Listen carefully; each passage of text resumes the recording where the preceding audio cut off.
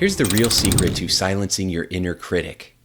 If you are struggling with that negative voice in your head that's constantly telling you that it's not going to be okay, that you're not good enough, that other people are better than you, if you're constantly worried about strangers rejecting you, or if you just keep feeling stuck because that voice in your head is like a child with a tambourine in the middle of the night going, be afraid, be afraid, be afraid, and you don't know how to stop those negative thoughts. I get it. I've been there.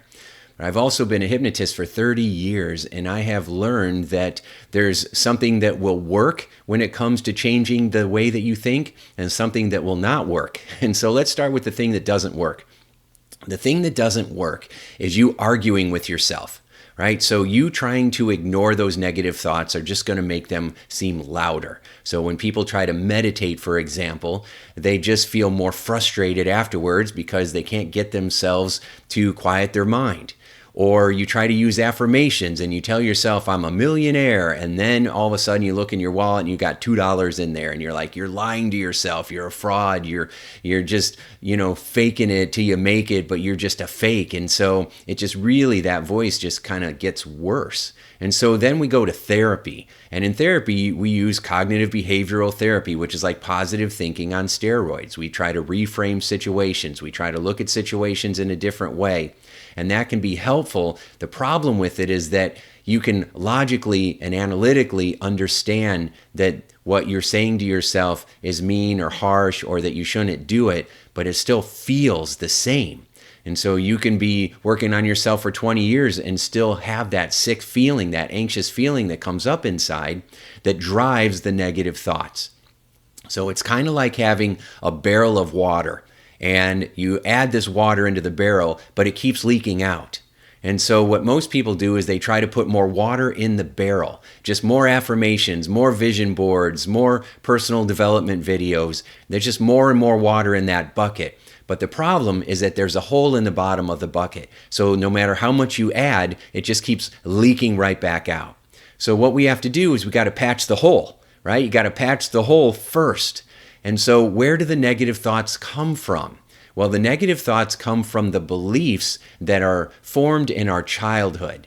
Now, most people don't make that connection because you may be 20 years old, you might be 60 years old, and you're still struggling with these same negative thoughts, and you're not connecting it to a time when you were 5 years old. But actually, when you were 5 or whenever, that's just an example, but maybe when you were 5 years old, there was something that happened that you experienced, and your brain is always trying to make sense of everything. So your brain decided and made up a belief, a life rule that this is how I am, this is how you are, this is how the world is, and it made up that belief without your permission and often without you even knowing it, right? So we've got to make sure that we go back as an adult and we look at those core foundational beliefs, and the ones that are not serving or empowering us, we got to upgrade them. Your smartphone gets updates all the time, but your brain is still running the same original software program that you were probably born with. And so we need to go and upgrade your mental human operating system. Let me give you an example of this. So I was working with a very successful business owner, but he was certainly burning out because he just felt so stressed all the time. He was working too much, and I suggested that he cut back his hours and he let his beliefs slip out, right? So what he said was, well, I'd like to, and I've been trying to do that for a long time, but you just can't find good people these days. And there's the belief. You can't find good people these days. So I pressed him on that. What do you mean by that? And he would say, well, you just can't find people that are trustworthy. People don't show up, or they say they can do this and they don't do a good job, or they end up leaving you. And so, you just can't trust people. There's another limiting belief. You can't trust people. Now, I could have used cognitive behavioral therapy, and I could have tried to reframe the situation and tell stories, which I've done. I got my degrees in psychology, so that's how I started out my career.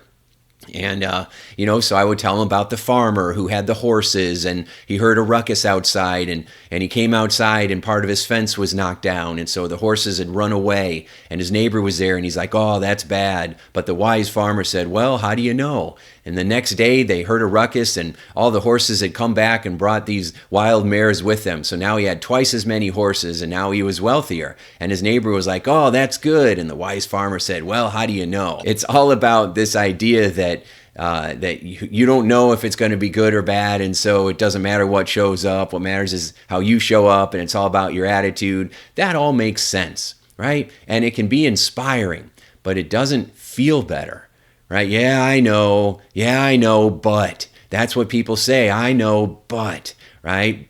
And when you say, I know, what you're really saying is, I know, but it's not going to change anything. Or when you say the word but, what you're saying is that it makes sense, but I still disagree because I don't feel any better.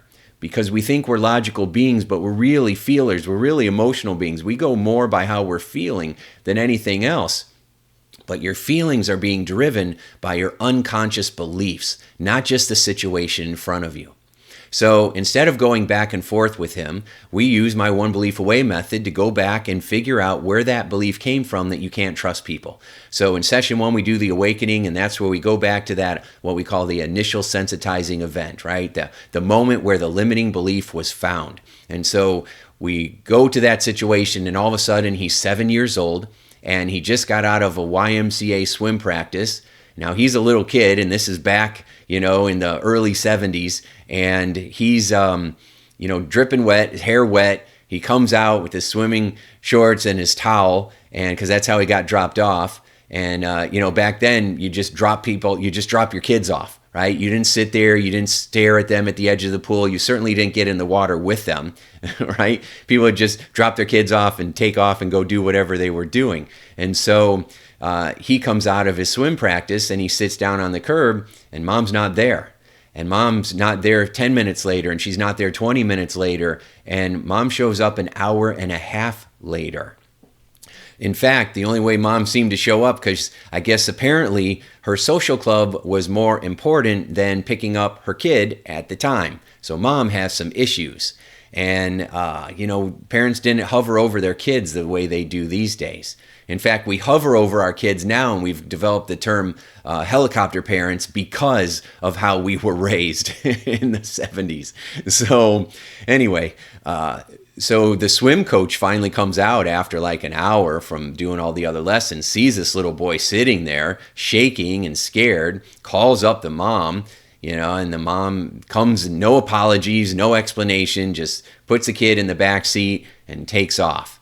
Now, if that was a one-time incident, maybe it would have been okay, but sadly it wasn't. Mom had a habit of dropping him off and showing up late regularly. So in that moment where this happened, 7 developed this idea in his unconscious mind. He didn't do it on purpose. He didn't have the critical faculty, the awareness to be able to do this, but his unconscious mind decided that you can't trust people, even your own mom. And worse, what's wrong with me that I'm not important enough or valuable enough to be taken care of, to be loved, to be picked up on time? And so he formed a couple of limiting beliefs. I always say you're one belief away from your next big breakthrough, and that's true, but usually we're a few beliefs away from taking our life to the next level. So he formed this belief that you can't trust people, and I'm not good enough to be loved, and so I'm going to probably be hurt or abandoned. And those 2 core beliefs were reinforced through his childhood, and he brought that into his business. So now we have this big revelation. We upgrade the belief that I am worthy enough, that I am lovable, that it wasn't me, that it was my mom's stuff, not mine, that she was the one flaking out. It was her limiting beliefs, probably because of how she was raised, right? But it had nothing to do with him. And so we had to heal that belief. We had to repair that relationship. We had to bring forgiveness into it to release him from the negative feelings he had associated to his mom. And then we took it into his business, right? Because it turns out that he was not training people. He was so busy that he wasn't training people, so he was setting them up to fail.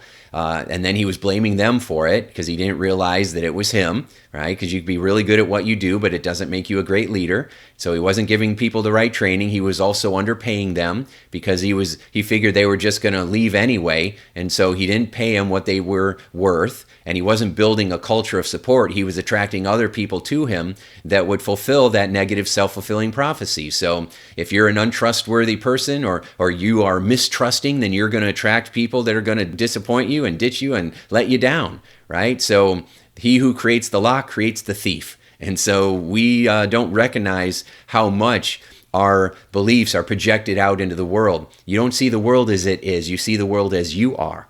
And so he had to let go of some people that were mistrusting, that were causing problems in the office. He had to retrain people and spend a lot more time building his culture, which he could do now because he was learning how to do it inside of himself. You can't teach what you don't know. You can't give what you don't have. So he had to start by taking care of himself, and then he was able to share that. Instead of dreading going into the office, now he's excited.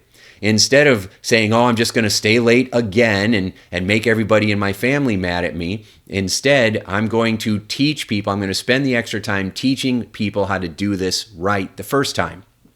And then we're going to record it so we have video, so you can have a training library so he doesn't have to constantly be doing it. So there's lots of secrets, lots of hacks, lots of strategies that you can use to optimize your time and 10x your success. People just don't know what they are. And I've been a student of that for 36 years, so I've acquired a lot of these tips and tools and strategies. So once we started doing that, his business took off. He felt more peaceful. He was able to cut back on his hours. His staff felt happier. Everybody was more productive. And it all happened because we upgraded the unconscious beliefs. Now, did we have to go back and start battling and fighting those negative thoughts again? No, because they weren't coming up anymore. Instead of the negative thoughts of what bad thing's going to happen today, every time his phone rang, every time he heard a beep and someone was texting him, he'd get a stomach ache. You ever get that way? It's like you're trained and conditioned to feel like some bad thing's going to happen. What's the next disaster? And every time your phone goes off, it's like a zzz, like Pavlov's dog. You know, all of a sudden